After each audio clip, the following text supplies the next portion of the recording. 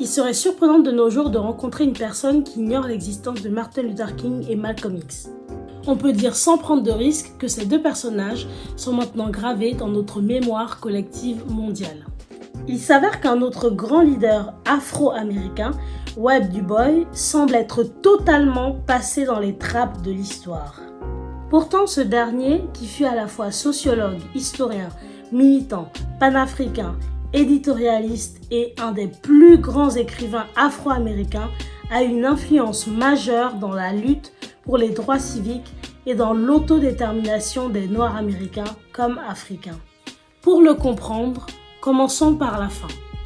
Nous sommes le 28 août 1963 lors de la marche sur Washington pour l'emploi et la liberté. Roy Wilkins, secrétaire exécutif de la NAACP, prend la parole avant Martin Luther King qui prononcera plus tard son célèbre discours « I have a dream ». Il annonce la mort de Webb Du Bois la nuit précédant la marche. À son propos, il dit « It is incontrovertible that at the dawn of the 20th century, his was the voice that was calling to you to gather here today in this cause. » Ce qui veut dire, en français, il est incontestable qu'à l'aube du XXe siècle, sa voix était la voix qui vous appelait à vous rassembler ici aujourd'hui pour cette cause. Ces paroles de la bouche d'un homme comme Roy Wilkins, qui méprisait au fond Du Bois, car il était devenu communiste, montrent l'influence incontestable qu'a eue ce dernier dans l'histoire des Africains américains. Retour sur la vie bien remplie de William Edgar Butgard Du Bois, dit Webb Du Bois.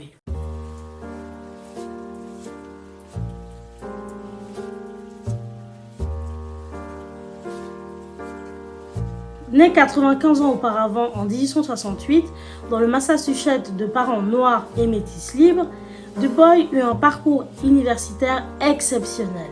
Entre 1885 et 1888, il fit ses études à Fisk, une université noire du Tennessee, puis intégra, grâce à ses résultats brillants, l'université d'Harvard où il devint en 1895 le premier noir à obtenir un doctorat en son sein. Diplômé à la fois de philosophie, d'histoire et de sociologie, enseignant-chercheur à l'Université noire d'Atlanta, il réalisa entre 1896 et 1899 des recherches sociologiques sur les Afro-Américains du 7e district de la ville de Philadelphie qui aboutirent à l'ouvrage The Philadelphia Negro. Pour mener à bien cette étude, il utilisait une sociologie de terrain fondée sur l'observation et sur la distribution de questionnaires à 2500 familles noires. Ce livre fut révolutionnaire car il s'agissait de la première étude sociologique scientifique réalisée aux États-Unis et de la première étude scientifique concernant les Afro-Américains. Malheureusement pour lui, Webb Du Bois fut le père oublié de la sociologie américaine. Lassé par la ségrégation, les lynchages et la restriction des droits dont les Afro-Américains étaient victimes, Du Bois s'engage au début du XXe siècle dans le militantisme. Son discours fut dans un premier temps élitiste. Il estimait en effet que l'élite noire qu'il nommait le Talented Tenth étaient les garants de l'évolution de la place des Afro-Américains dans la société et devait utiliser ses avantages sociaux, intellectuels pour montrer à l'élite blanche l'invalidité de la théorie des races, présentant les Noirs comme naturellement inférieurs aux Blancs. Cette position élitiste fit qu'il était assez méprisant envers les couches pauvres à cette époque, ce qui lui fut reproché. Il se détacha par la suite de ce ton paternaliste à mesure qu'il se rapprocha des idées socialistes et communistes. En 1905, il cofonda le Niagara Movement en réaction à l'interdiction de droit de vote pour les Noirs et en opposition au compromis d'Atlanta rédigé par le leader afro-américain Booker T. Washington qui acceptait la soumission des Afro-Américains en échange d'emplois et d'une éducation de base. Ce mouvement fondé à côté des chutes du Niagara, comme le dit son nom, demandait au contraire une égalité complète et réelle des Noirs vis-à-vis des Blancs. Du Bois fut ensuite en 1909 l'un des fondateurs de la National Association for the Advancement of Colored People, NAACP, en français Association nationale pour la promotion des gens de couleur. Il s'agit d'une des plus importantes organisations de défense des droits civiques existant toujours de nos jours et qui a eu notamment un rôle important dans le boycott des bus de Montgomery suite à l'arrestation de Rosa Parks en 1955. Au sein de cette association d'envergure, Du Bois devint directeur de la publicité et de la recherche et fonda le journal The Crisis. Il dut pour cela quitter son poste d'enseignant-chercheur à Atlanta.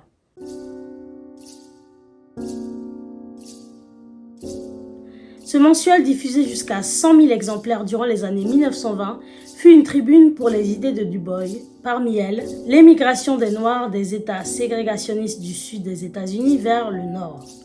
Mais aussi dans le numéro de mars 1911, un article sur les origines africaines de la civilisation égyptienne, plus de 40 ans avant les écrits de Cheikh Anta Diop sur la question. The Crisis compta de nombreux articles relatant et dénonçant les fréquents lynchages aux États-Unis. Comme en 1915, où la publication lista 2732 lynchages qui eurent lieu entre 1884 et 1914. En 1916, où fut exposé le lynchage de Jesse Washington dans l'article Waco Hour.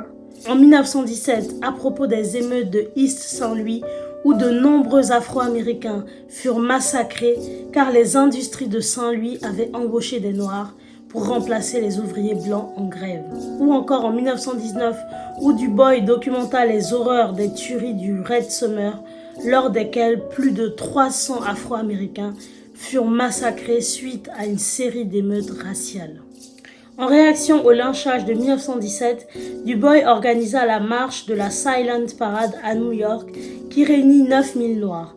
Ce fut la première parade de ce type à New York et la deuxième manifestation publique de Noirs pour les droits civiques.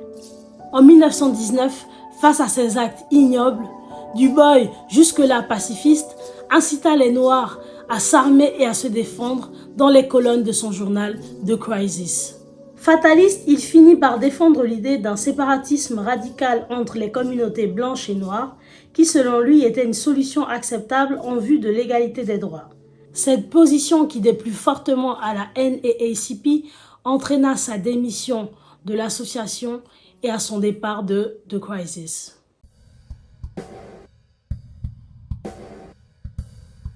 En parallèle à son journal, Du Bois fut l'un des initiateurs des 5 congrès panafricains qui eurent lieu durant sa vie en 1919, 1921, 1923, 1927 et enfin en 1945. Il fut un défenseur de l'autodétermination des peuples et lutta en faveur de l'indépendance des colonies africaines. C'est d'ailleurs lors du congrès de 1945 qu'il rencontra le futur président du Ghana, Kwame Nkrumah, avec qui il se lia d'amitié. Dans les années 1950, Du Bois est victime de la campagne anticommuniste qui sévissait alors aux USA et se vit retirer son passeport pendant plusieurs années. Au début des années 1960, cette situation entraîna son exil au Ghana, accueilli par Kwame Nkrumah, une autre figure majeure du panafricanisme. C'est là qu'il mourut le 27 août 1963, la veille du discours de Martin Luther King. L'année suivante, la loi du Civil Rights Act est promulguée par le président des États-Unis, Lyndon B. Johnson. Elle reprend de nombreuses propositions de réforme que Du Bois a défendues durant son vivant, rendant illégale la discrimination selon la race, la religion, le sexe ou l'origine nationale dans les bâtiments publics, dont les écoles, ainsi que dans les pratiques d'embauche et le processus électoral. Voilà, ma vidéo se termine ici. La vie de Webb Du Bois était tellement dense que je n'ai pas pu tout condenser dans cette vidéo. Donc je vous laisse dans le lien de description des liens qui pourront vous permettre de faire des recherches plus approfondies si vous le souhaitez. Vous de votre côté, si vous avez des informations que je n'ai pas évoquées dans la vidéo, n'hésitez pas à m'en faire part en commentaire et je vous lirai avec grand plaisir. Je vous invite aussi d'ailleurs à me faire part d'autres idées sur des personnages que vous aimeriez que je vous présente dans cette chaîne YouTube, sur cette nouvelle série de vidéos sur les personnages historiques noirs qui ont marqué l'histoire. N'oubliez pas de vous abonner, de liker et de partager cette vidéo autour de vous car notre histoire est souvent méconnue et cela permettrait de mettre en avant notre culture et notre histoire. Et en faisant ceci, vous m'aiderez aussi à augmenter mon référencement et ma visibilité. Voilà, merci d'avance pour votre soutien et à bientôt!